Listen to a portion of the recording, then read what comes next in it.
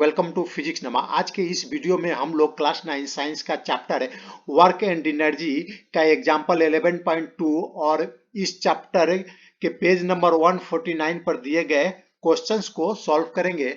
तो आइए सबसे पहले हम लोग एग्जांपल 1.11.2 को सॉल्व करते हैं। तो इस क्वेश्चन क्या है, देख, a porter lift a luggage of 15 kg from the ground and puts it on his head 1.5 meter above the ground। Question में बोल रहा है कि एक पोर्टर है जो लगेज को, ग्राउंड पर लगेज है, यह पोर्टर है और ग्राउंड पर ये लगेज है, इसको उठाकर अपने सर पर रखता है। तो ग्राउंड से सर का जो डिस्टेंस है वह 1.5 मीटर है। Calculate the work done by him on the luggage. तो क्वेश्चन में पूछा गया है कि हमें वर्क डन, ये जो पोर्टर है यह कितना काम किया, लगेज को अपने सर पर, ग्राउंड से अपने सर पर रखने में कितना काम किया। तो देखिए, ये जो पोर्टर है इसको उठाकर अपने सर पर रख रहा है। तो यह जब सर पर रखा तो इसने एक अपवर्ड डायरेक्शन में फोर्स लगाया। अपवर्ड डायरेक्शन में फोर्स लगाया तो जो डिस्प्लेसमेंट हुआ, अपवर्ड डायरेक्शन में डिस्प्लेसमेंट हुआ, ग्राउंड से इसके हेड तक यानी सर तक का जो डिस्टेंस दिया गया है 1.5 मीटर है। तो डिस्प्लेसमेंट हो जाएगा 1.5 मीटर। और जो लगेज है, लगेज का हमें लगेज का वेट दिया गया है 15 kg। क्वेश्चन में लगेज का वेट 15 kg, मास 15 kg दिया गया है। तो हमें वर्क डन निकालना है। इसको ग्राउंड से उठाकर अपने सर पर रखा तो कितना काम किया। तो हम वर्क डन का जो फॉर्मूला है जानते हैं। वर्क डन होता है फोर्स मल्टीप्लाई एस। ये कब होता है, जब दोनों फोर्स और डिस्प्लेसमेंट दोनों सेम डायरेक्शन में हो, यानी एक ही डायरेक्शन में अगर दोनों होगा तो फोर्स और डिस्प्लेसमेंट को मल्टीप्लाई कर देंगे तो वर्क डन निकल जाएगा। तो हमें क्वेश्चन में क्या दिया गया है, डिस्प्लेसमेंट दिया गया है और फोर्स नहीं दिया गया है। फोर्स की जगह यह 15 kg मास है। तो हमें पहले फोर्स को निकालना पड़ेगा, तब हम जाकर वर्क डन को निकाल सकते हैं। तो देखिए, फोर्स को हम कैसे निकालेंगे। देखिए, जब यह ग्राउंड पर लगेज था तो इस पर डाउनवर्ड डायरेक्शन में कितना फोर्स काम कर रहा था। डाउनवर्ड डायरेक्शन में एक ग्रेविटेशनल फोर्स काम कर रहा है और ग्रेविटेशनल फोर्स इक्वल होता है इसके वेट के इक्वल होता है। जो लगेज का है, लगेज का वेट है उसके इक्वल होगा। तो लगेज का वेट कितना हो जाएगा, mg, जो हम लोगों ने ग्रेविटेशनल चैप्टर में, ग्रेविटेशन चैप्टर में स्टडी किया है। तो ग्रेविटेशनल फोर्स हो जाएगा जो डाउनवर्ड डायरेक्शन में होगा वो इक्वल होगा mg के। तो mg, इसका मास m मास है, लगेज का मास 15 kg और उसको 10 से, g का वैल्यू हम लोग 10 मीटर पर सेकेंड स्क्वायर लेंगे तो यह हो जाएगा, यहाँ पर 10 हम लोग रखते हैं तो दोनों को मल्टीप्लाई करेंगे तो 150 न्यूटन हो गया। यानी जो डाउनवर्ड डायरेक्शन में जो फोर्स लग रहा है वो है 150 न्यूटन। अच्छा, तो ये तो डाउनवर्ड डायरेक्शन में फोर्स लग रहा है। अगर इस पोर्टर को, इसको उठाकर ऊपर अपने सर पर रखना है तो कम से कम इतना फोर्स उसको लगाना पड़ेगा अपवर्ड डायरेक्शन में। जब ये अपवर्ड डायरेक्शन में 150 न्यूटन फोर्स लगाएगा तो जाके बैलेंस फोर्स क्या होगा, जीरो हो जाएगा। डाउनवर्ड डायरेक्शन में भी 150 न्यूटन है और अपवर्ड डायरेक्शन में भी 150 न्यूटन लगाता है तो जो नेट फोर्स हो जाएगा वह जीरो हो जाएगा। उसके बाद वह थोड़ा सा पुश करेगा लगेज पर, लगेज को थोड़ा सा ऊपर डायरेक्शन में, अपवर्ड डायरेक्शन में पुश करेगा तो यह लगेज ऊपर की तरफ मूव करने लगेगा। कब मूव करेगा, जब नेट फोर्स जीरो हो जाएगा तब। यानी उसको अपवर्ड डायरेक्शन में कितना फोर्स लगाना पड़ेगा, 150 न्यूटन लगाना पड़ेगा। 150 न्यूटन अपवर्ड डायरेक्शन में फोर्स लगाना पड़ेगा। तो यहाँ पर जो फोर्स का वैल्यू हो जाएगा 150 न्यूटन। यानी मिनिमम, कम से कम उसको 150 न्यूटन फोर्स लगाना पड़ेगा। जब नेट फोर्स जीरो हो जाएगा तो वह अपवर्ड डायरेक्शन में पुश करेगा, लगेज को अपवर्ड डायरेक्शन में पुश करेगा तो वह लगेज अपवर्ड डायरेक्शन में मूव करने लगेगा और वह अपने सर पर उसको रख सकता है। तो जो मिनिमम फोर्स होगा 150 न्यूटन हो गया। तो तो हम लोग अब वर्क डन को इजीली निकाल सकते हैं कि फोर्स का वैल्यू हमें मालूम हो गया, फोर्स हो गया 150 न्यूटन और जो डिस्प्लेसमेंट है वह 1.5 न्यूटन है, और यह दोनों सेम डायरेक्शन में है, जो फोर्स लग रहा है वो भी अपर डायरेक्शन में है और डिस्प्लेसमेंट भी अपर डायरेक्शन में है, तो यह पॉजिटिव वर्क हो जाएगा और इसका वैल्यू हो जाएगा 225 न्यूटन मीटर। और ऐसा हम लोग जानते हैं कि न्यूटन मीटर इक्वल टू होता है जूल के, तो यह हो जाएगा 225 जूल। यानी पोर्टर ने कितना काम किया, वर्क किया लगेज को ऊपर उठाने में, 225 जूल। तो ये हमारा एक क्वेश्चन एग्जाम्पल सॉल्व हो गया। तो अब आइए हम लोग क्वेश्चन नंबर 1 को सॉल्व करते हैं, जो एनसीईआरटी के बुक वर्क एंड एनर्जी के पेज नंबर 149 पर दिया गया है।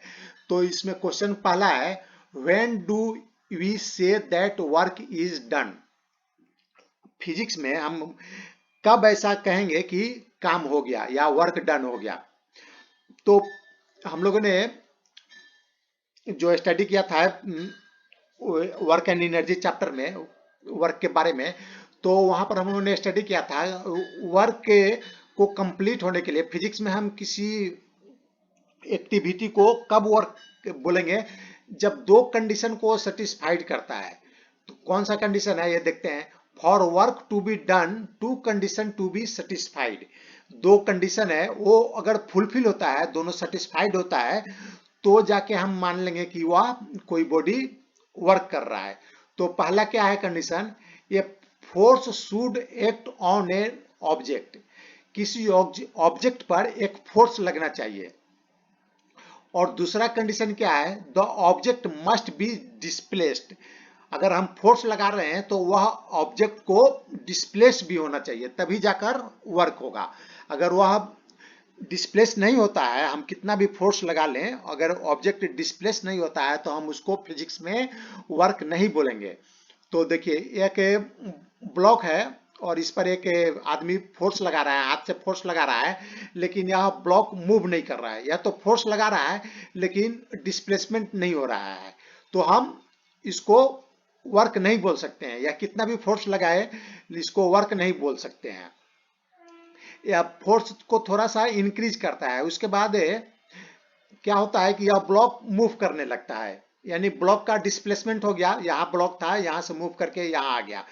तो हम इस कंडीशन में बोल सकते हैं कि इस आदमी ने वर्क किया, और वर्क क्या होगा, फोर्स मल्टीप्लाई डिस्प्लेसमेंट, अगर दोनों का डायरेक्शन सेम है। तो यहाँ देख रहे हैं कि दोनों का डायरेक्शन सेम है, यह आदमी इस डायरेक्शन में फोर्स लगा रहा है लेफ्ट टू राइट, और जो ब्लॉक है उसका मूवमेंट भी लेफ्ट टू राइट है, तो यह पॉजिटिव वर्क हो गया। तो यहाँ पर हम बोल सकते हैं कि इस आदमी ने वर्क किया, क्योंकि ये दोनों कंडीशन फुलफिल हो रहा है, यह आदमी ने फोर्स भी लगाया और दूसरा ऑब्जेक्ट का डिस्प्लेसमेंट भी हो गया। तो हम वर्क को कैसे निकालेंगे, फोर्स मल्टीप्लाई डिस्प्लेसमेंट, अगर सेम डायरेक्शन में है तो। अब हम क्वेश्चन नंबर 2 को देखते हैं। Question number 2, right an expression for the work done when a force is acting on an object in the direction of its displacement. तो हमें एक्सप्रेशन बताना है, वर्क का एक्सप्रेशन बताना है, जब कोई बॉडी पर फोर्स काम कर रहा है और जिस डायरेक्शन में फोर्स काम कर रहा है उसी डायरेक्शन में उसका डिस्प्लेसमेंट भी हो रहा है। तो देखिए एक ऑब्जेक्ट है, इस पर लेफ्ट टू राइट डायरेक्शन में फोर्स लग रहा है, तो यह इसका डिस्प्लेसमेंट हो गया, यहाँ पर था इनिशियल पोजीशन और डिस्प्लेस होकर यहाँ पर आ गया। तो डिस्प्लेसमेंट मान लेते हैं कि यहाँ से यहाँ का जो डिस्प्लेसमेंट है वो उसका वैल्यू है मैग्नीट्यूड एस है। तो वर्क डन क्या हो जाएगा, फोर्स मल्टीप्लाई डिस्प्लेसमेंट, यानी दोनों सेम डायरेक्शन में है तो फोर्स और डिस्प्लेसमेंट को हम मल्टीप्लाई कर देंगे तो वर्क डन का वैल्यू हमें मालूम चल जाएगा। वर्क डन W से डिनोट करते हैं, कैपिटल W, और ये इक्वल हो जाता है force multiply displacement FS, work equal to FS। तो आइए अब हम लोग क्वेश्चन नंबर 3 को सॉल्व करते हैं। देखिए इस in this situation the force and the displacement are in the same direction, so work done is positive. दोनों सेम डायरेक्शन में है तो हम इसके वर्क डन को पॉजिटिव मानेंगे, अगर अपोजिट डायरेक्शन में रहता तो हम वर्क डन को निगेटिव मानते। एक अगर फोर्स एक फोर्स और डिस्प्लेसमेंट दोनों अपोजिट डायरेक्शन में है एक दूसरे के, तो वर्क डन निगेटिव होगा। क्वेश्चन 3 है, डिफाइन 1 जूल ऑफ वर्क। हमें जो वर्क का यूनिट होता है जूल होता है, तो हम 1 जूल यानी 1 जूल वर्क को कैसे डिफाइन करेंगे? हम कब मानेंगे कि 1 जूल का वर्क हुआ? तो देखिए एक बॉडी है, इस पर फोर्स लगा रहे हैं, फोर्स हमें कितना लगाना है? 1 न्यूटन लगाना है। अगर हम इस बॉडी पर 1 न्यूटन का फोर्स लगाते हैं, तो फोर्स लगाने के बाद इस बॉडी का जो डिस्प्लेसमेंट होता है वह 1 मीटर होता है, 1 मीटर डिस्प्लेसमेंट होता है। 1 न्यूटन का फोर्स लगा रहे हैं और डिस्प्लेसमेंट भी कितना हो रहा है? 1 मीटर हो रहा है।